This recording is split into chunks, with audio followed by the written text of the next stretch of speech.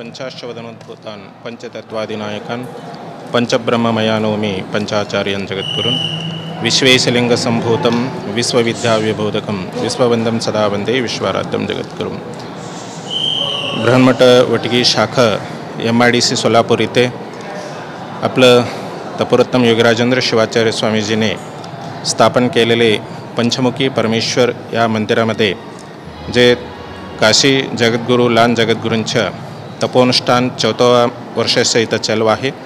ह्या तपोनुष्ठानामध्ये सर्व सद्भक्तांना देवादिदेव महादेव जे पंचमुखी परमेश्वरांच्या सानिध्यात सगळे भक्त लोक येऊन आपलं जे मनोकामना जे पूजापाठ करत आहे, जे प्रति श्रावण मास इथं आपलं बृहन्मठ वटगी शाखामध्ये इथं सदैव सद्वर्ष चलत आलेला आहे।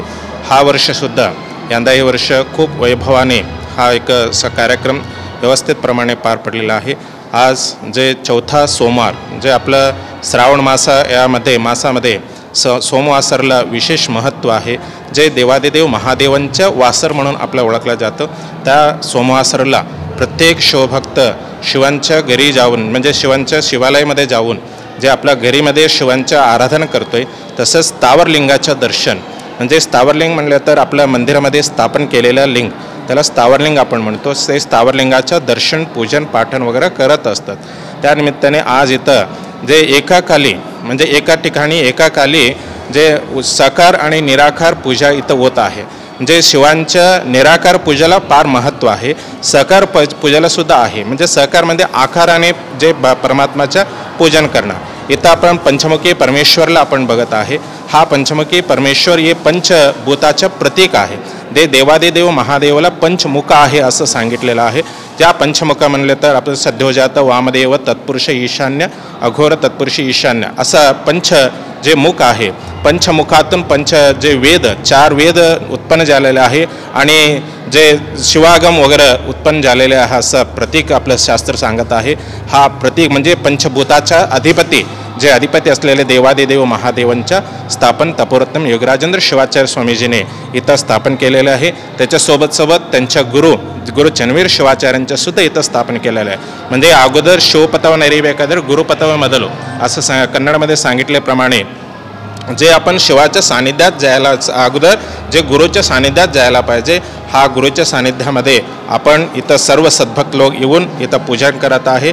हा पूजाचं जे आपलं बृहन्मठ वटगीच्या सदैव सेवा करत असलेले आपण आपलं कुंभार सरजी आदरणीय अण्णाराव कुंभार सरजी आणि आपलं सचिवजी आदरणीय शांताई स्वामी सरजी इथं सर्व सद्भक्तांना आणून त्यांच्या पूजापाठन वगैरे करत आहे। असंच आपल्या सर्व सद्भक्त मंडळी जे आपलं बृहन्मठ वटगीच्या सद्भक्त मंडळी हा सेवेमध्ये सदैव तत्पर सेवा करत आहे। असंच हा सेवाभाव सदैव सद्भक्तांच्या मना पोचण्याकरिता हा बृहन्मठ वटगी सेवा करत आहे। एवढंच आता इथं जे सर्व सद्भक्त लोक जे आज जे श्रावण सोमवार आहे म्हणजे हा श्रावण मासाचा अंतिम सोमवार आपण म्हणलेला जातो। हा श्रावण सोमवार आपण सर्व सद्भक्त लोक शिवभक्त लोक शिवांच्या जे सानिध्यात जाऊन आपण पूजन पाठन करायला पाहिजे एवढंच आपल्याला सूचन करत आहे।